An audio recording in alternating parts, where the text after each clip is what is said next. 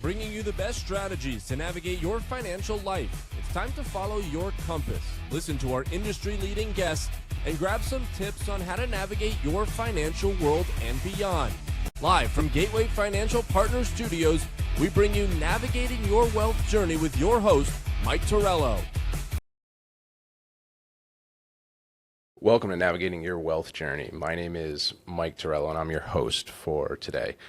Today we have Rick Gorell from TrainRx Performance Programming on, and we're going to focus on your personal fitness. We're going to focus on everything that makes your life get better from a fitness perspective, from getting yourself in shape, from keeping your goals aligned and everything like that. So, Rick, thanks a bunch for coming on today.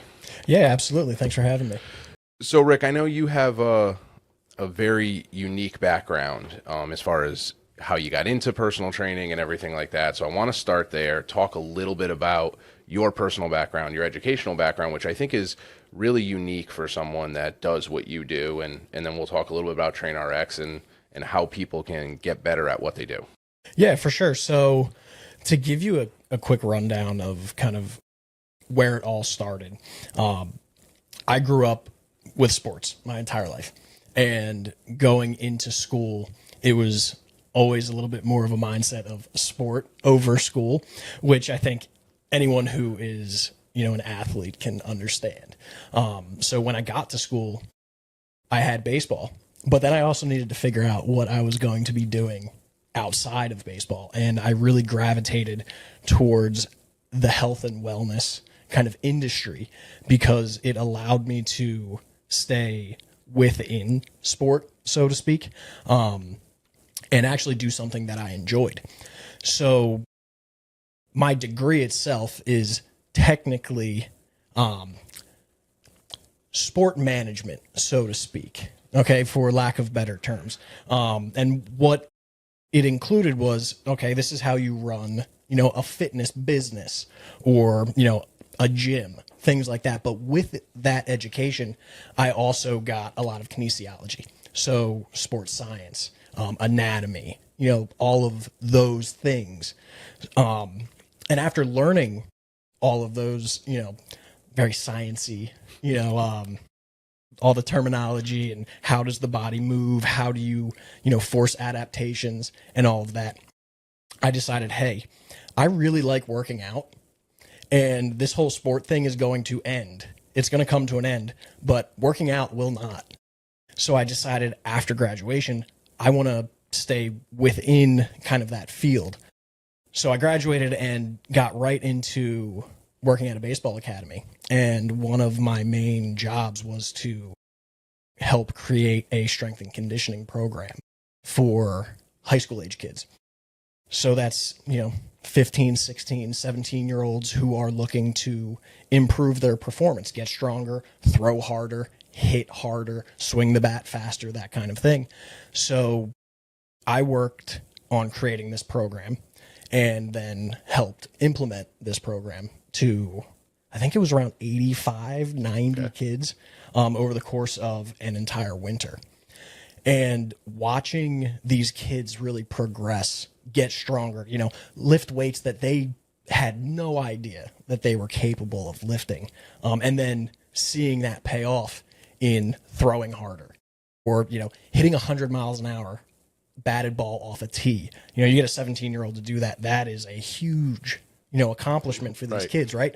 So it was really cool. And from that point on, I was like, okay, you know what? I really want to run with this whole strength and conditioning thing. So I started to just immerse myself in learning the best ways, the most effective ways to apply training to get someone from point A to point B. And then I decided, you know what? It's time to get out of baseball.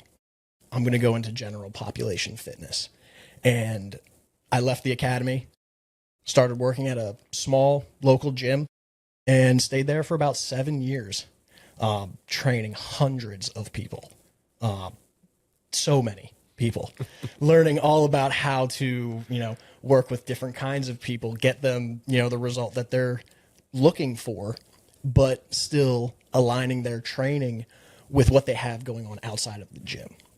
So 7 years there, and then I decided I wanted to take the task on myself, and I started TrainRx Performance Programming, which is a completely online fitness-based operation.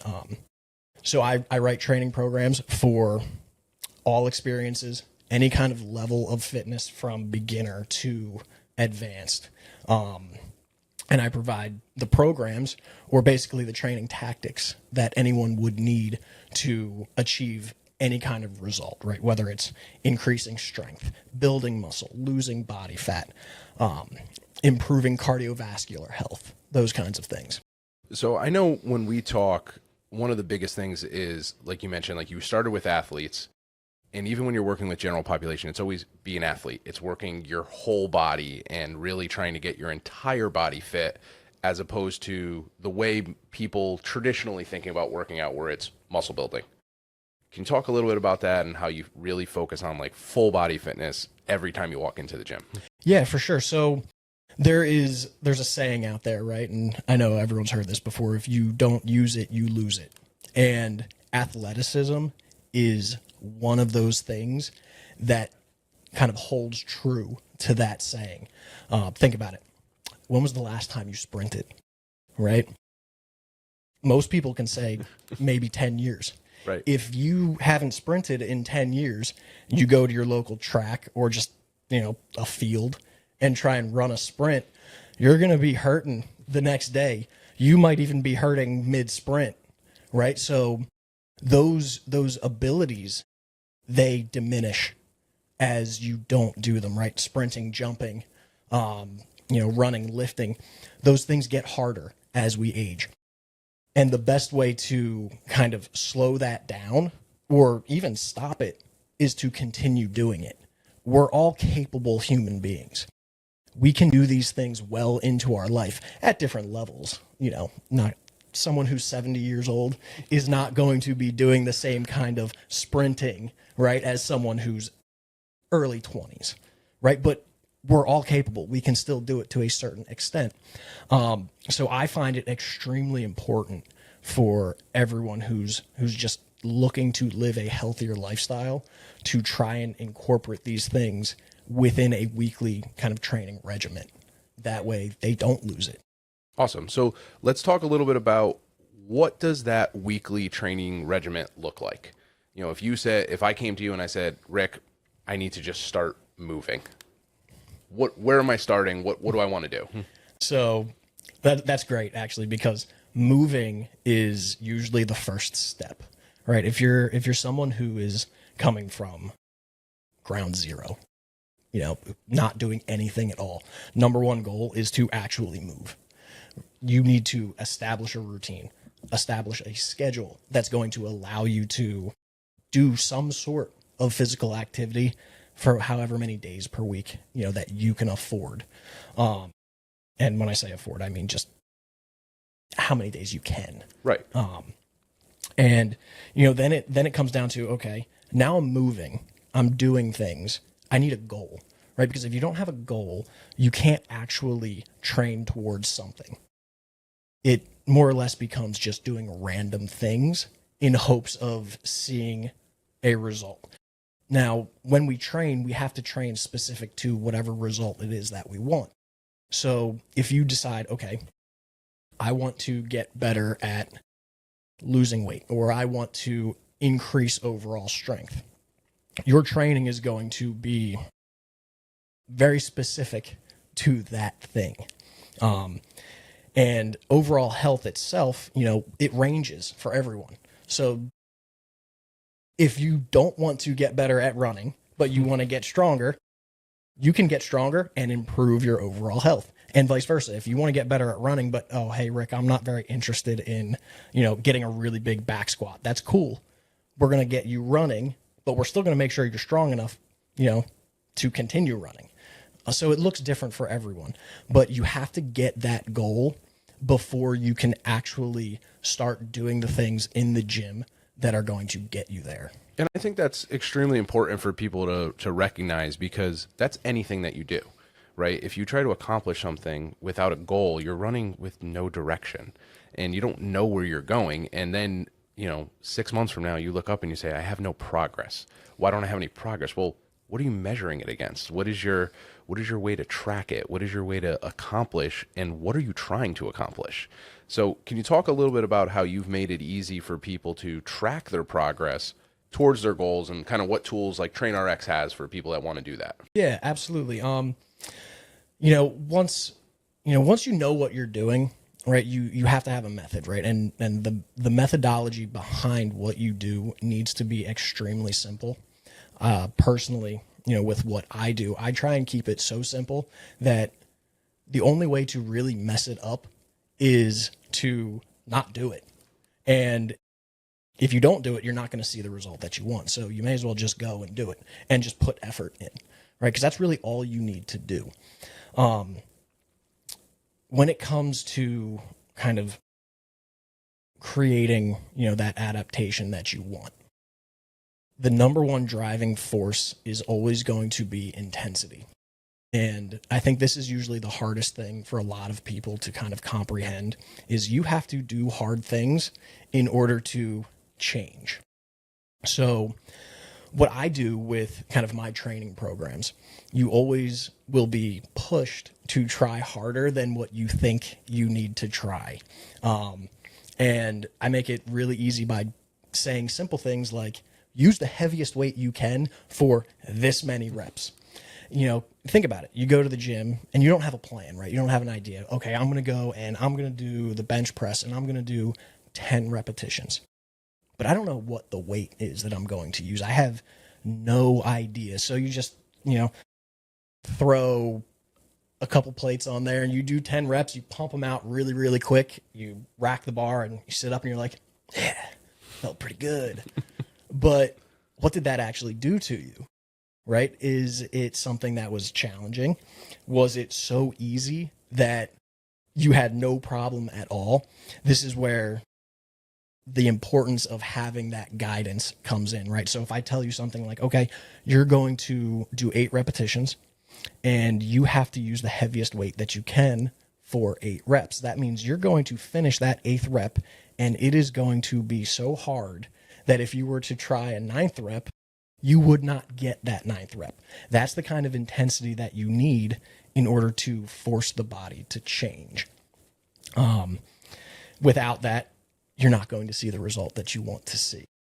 Right. And I know, from using some of your programs, right, you build on each previous attempt, right? Exactly, So you said, use the heaviest weight you can for 8 reps. Well, once you get that becomes your starting point the next time that exercise comes around. And I think that's the thing that a lot of people, they have to be able to track it. Otherwise, you're not making that progress to push to a higher weight and push that higher intensity and more strength and everything like that. Yeah, exactly. Think about it like this. You go to the grocery store, right? And you have all your bags. You carry these bags. And you're capable of carrying these bags every single time you go. The concept of that carries over to the gym itself. So you go to the gym one week, you do your bench press, say it's 135 pounds, you do it for whatever number of reps you're going to use it for. Your body now knows, hey, I'm capable of doing this. I can do this. I'm not going to change because I don't have to. This can be done. So if you continue using 135 pounds for the same number of reps, you give your body no reason to make any kind of adaptation. So without knowing what you can do and then forcing yourself to try something a little bit harder, you're never going to give your body that reason to change, right? So you have to make it heavier, right? 5 pounds. That's all you got to do. Right. 5 pounds. Yep. Or you have to do one more repetition. It makes everything challenging enough for your body to say, oh, crap. I either need to get stronger or I need to build a little bit more muscle to make this happen. Kind of that like fight or flight, response. If I'm not strong enough to lift this off of my chest, I'm screwed, right? So your body will change to the environment that you kind of force it into. And this is where keeping up with the things that you're capable of becomes so important. And that's why, I love the fact that I use an app because it keeps all of your data. Right? Yeah. It has every single lift that you have ever performed right there, right in front of you. So as long as you log it and as long as you keep up with it, you will never have to guess anything ever again. You can say, oh, last week I did 135 pounds. Rick said I need to make this harder because I can do this. That means I need to use 140. And I think that's it's so important because not only are you tracking it, you're pushing it. You have the methodology to get stronger from your end when you're coaching someone. Talk a little bit about how you've used social media to push the general public, right? Not just the individualized stuff that you send out to the people you work with, but when someone's just following you and what they're able to get from tips and tricks and stuff like that, and really what your pages look like. Right. So, I have a bit of a gripe, right, with social media and the fitness space right now. It is very complicated. Okay. There are a lot of different theories out there on what you should do, what you shouldn't do, how to do this, how to do that. And it has become so flooded with complexity that the normal person has no idea what is right versus what is wrong. So for me, my main message, whether it's for someone that I am directly working with or someone who is on the other side of the globe looking at my social media page, it is always going to be try hard. That's all you have to do. All you have to do is try hard. It doesn't matter if it's lifting weights, if it's running, if it's sprinting, if it's jumping. Try hard. And somehow I will always try to get that message across. Doesn't matter what the verbiage is or the kind of sentence that I use or the conversation that I have. It will always cycle back to try hard. If I have a problem, right? If this person comes to me with a problem and they say, oh, I'm not achieving this. Talk. Circle back. Are you trying hard? And 9 times out of 10, you get to a point where that person is like, oh, light bulb moment. No, I'm not trying hard. Right. And I think that's one of the things too. Like when you focus in and you watch your page, a lot of times you're just sitting there and you're looking at someone and you're saying, are you putting all your effort in? Are you doing everything you can to get to the next level? Most people are going to look at that and say, probably not. Exactly. Right. Yeah. And they're going to they're also going to look at you working out and go, well, I'm not there. And I think that's one of the coolest things with your programs that you do is you work out alongside everyone, right? You're doing the same workouts every day that you're putting out for people to do. So that way they can see you doing the exercises. They see where they can get to. It's not just, like you said, some of that social media space becomes, is this real? Right. Yeah. And, it's that same problem with complexity. Right. If you make something so difficult and so complicated, normal people are going to look at it and say, I can't possibly do that. Maybe I don't have the athleticism to do it. Maybe I don't have the coordination to do it. Maybe I don't have just the general time or wherewithal or desire, to do some of these crazy things. So when you keep it simple and you just focus on effort, it matters to an extent what you do, right? You don't want to do something stupid. Right. Right. You see things, just harping on social media. You see things like people squatting on BOSU balls. Like, please, for the love of God, don't do that. Right. Right. That is a, ambulance trip waiting to happen. But if you keep it simple and you focus on, am I trying hard or am I putting in crappy effort, and actually try hard, do simple things, you will get better. You will improve. You will get stronger. You will lose body fat as long as you're doing it consistently. Right. I mean, we talk about this a lot where, if you work with people that are currently playing sports, right? They're currently athletic and you're telling them, go to the gym and do basic exercises, the things you've heard since you first started lifting. I want you to bench press. I want you to squat. I want you to deadlift, right? It's not crazy moves. It's just work on your entire body, build your strength, and work hard. Don't get hurt, because then you're not going to be able to put in any effort, right, and be able to go back to the gym. And you mentioned a lot of stuff too, where you talk about the goals people have. They're not necessarily gym related goals. carrying groceries. It differs for everyone. I have 3 kids. My goals are all related to being in shape to be able to do things with my kids. I don't want to be hurt running around in the yard with my kids. It requires that time in the gym and the time putting in the fitness to get to that level. Otherwise, I'm going to get hurt. So the work still is the same, but the goal is not necessarily I want to squat a certain amount of weight or I want to put up a certain amount for bench. It's just being able to be there for whatever that goal is and then seeing the progress along the way. Yeah, and it goes back to use it or lose it. Right. You know, Right. it really does. It goes back to use it or lose it, because if you don't do the things that are going to keep you capable, you're going to stop being capable. Right? I've been around your kids. They're not the most mellow. Yeah, right? exactly. And, you know, you need to be able to run around with them. You need to be able to do things that are athletic, that are physical.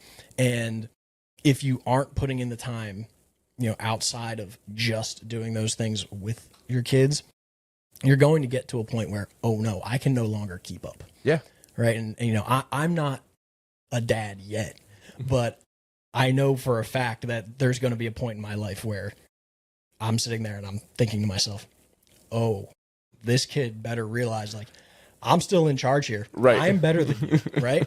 And, you know, from what I've heard from a lot of fathers is they still think that. Yeah. You know, you don't want your 15-year-old son showing you up. Yeah, Heck right. no. Right. So you want to be capable. And, you know, and that puts out a good example. It does. And then that use it or lose it mentality is something that I think is a huge takeaway for people, right? Because where you see a lot of people struggle are former high level athletes that when they finish their peak, they sit. Right. Yeah. And they sit for a while, or they get a job in an office where they're not on their feet all day and they're not moving around, and they see that athletic decline very quickly. And part of it was, like you said, they were holding back the time because they were working so hard when they were at their peak. Mm-hmm. Well, it's going to catch up with you quickly if you don't use it. And I think that's a really great takeaway for anyone that's listening is use it.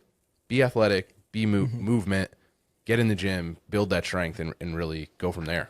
Right. And, you know, that's something that is, you know, a really common thing, right?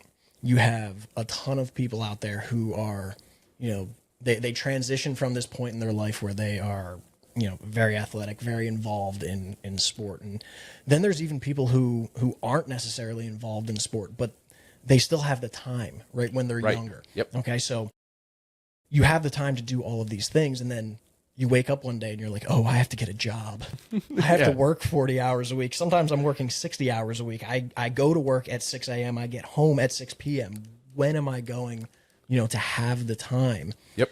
And, you know, the reality is, like, we do have the time. Okay. It comes down to prioritizing. Mm-hmm. And, you know, there's a saying out there where, you know, some people are like, oh, we all have the same 24 hours a day. No, we don't.